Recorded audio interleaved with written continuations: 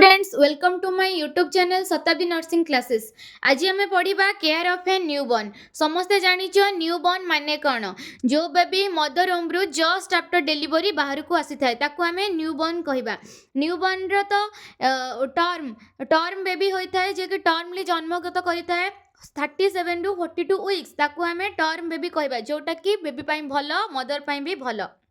से baby healthy हुष्टपुष्ट सबु प्रकार गुड साइंस ता पाखर आवेल थाए।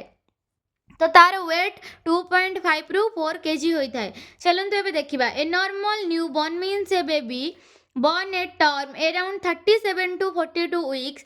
Its weight about 2.5 to 4 kg and showing good physical signs of health right after birth. Nurses must support the baby's transition from inside the home to the outside the world. यार means गोटे baby जिते बेले term रे जन्म ग्रहण करिथाए means 37 रु 42 weeks and its weight 2.5 रु 4 kg होइथाए आ good physical sign show करिथाए ताकू आमे कोन नॉर्मल बेबी कहिबा।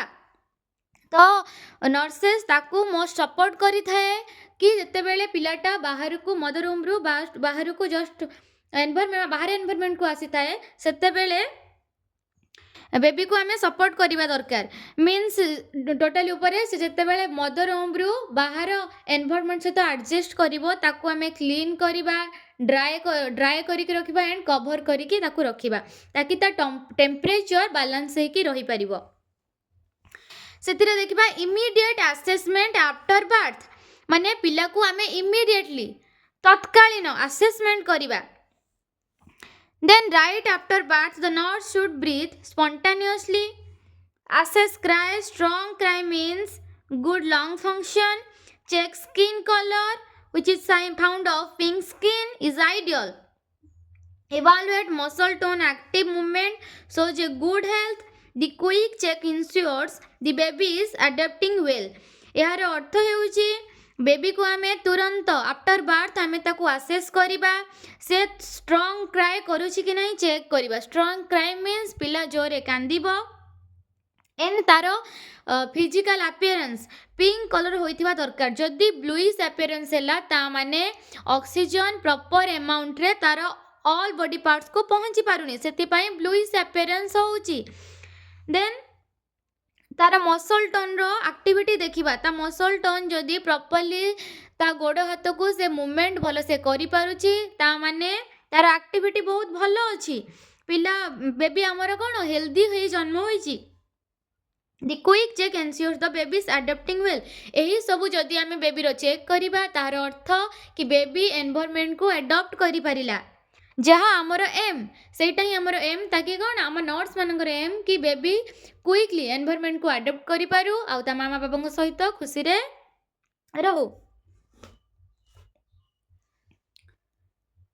देन देखिबा maintain body temperature which is called thermoregulation. पिलार बॉडी टेम्परेचर को भी मेंटेन करिबा। Newborn easily lose heat nurse should to do newborn easily lose heat. Nurse should to do dry the baby quickly after birth. Place baby's mother on chest for skin to skin contact. Wrap baby in warm clothes or blanket. Use warmer or incubator if necessary. Keeping normal body temperature which is 36.5 to 37.5 degrees Celsius.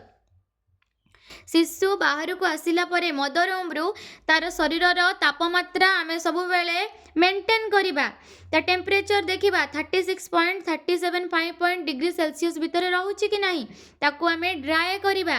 Then ताकू आमे cover करी mother पाखरे रहिबा। Mother पाखरे रखिबा। Mother skin सहित से contact रे आसीबो। Contact रे आसिले ता टेम्परेचर रेगुलेशन हे रहइबो वार्म हेकी बॉडी रहइबो आ माँ आउ बेबी भितरे मदर एंड बेबी भितरे भलो बॉन्डिंग रहिबो।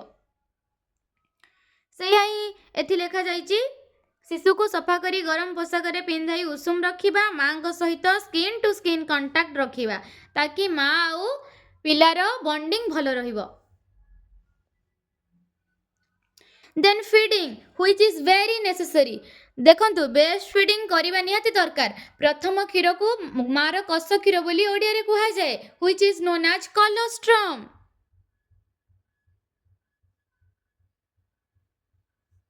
ସେହି କ୍ଷୀରକୁ ପ୍ରଥମ କ୍ଷୀରକୁ ପିଲାକୁ ଦେବା ଦରକାର। ତାହା ପିଲା ପାଇଁ ଅତ୍ୟଧିକ ଆବଶ୍ୟକ। ସେହି କ୍ଷୀରରେ ପିଲାର ଇମ୍ୟୁନିଟି ପାୱାର ବଢ଼େ। Breast feeding should start within the first hours. ଆମେ ପ୍ରଥମ ଘଣ୍ଟେ ଭିତରେ ପିଲାକୁ ବ୍ରେଷ୍ଟ ଫିଡିଂ କରାଇବା। Encourage exclusive breast feeding.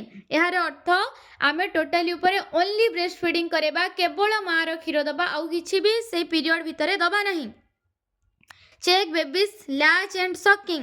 ପିଲା ଭଲ କି କ୍ଷୀର ମିନ୍ସ ନିପଲ୍ସକୁ ଭଲ କି ଧରି ପାରୁଛି ଆଉ ଟୋଟାଲି ସକିଂ କରିପାରୁଛି କି ନାହିଁ ଦେଖିବା।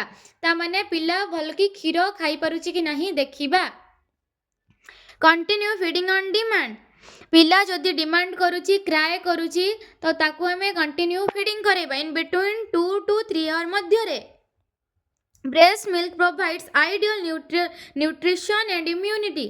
तो ब्रेस्ट फीडिंग और ब्रेस्ट मिल्क पिलार न्यूट्रिशन और इम्यूनिटी को बढ़ाए, ता पोषण और रोग शक्ति को बढ़ाए। बेबीर बार्थ पर प्रथम 1 घंटा मध्य प्रथम दूध पियाइबा उचित। माँ दूध दिया चालू रखा उचित। यह शिशुकर प्रथम पोषण और झरणी और प्रतिरोध शक्ति बढ़ाई थाए।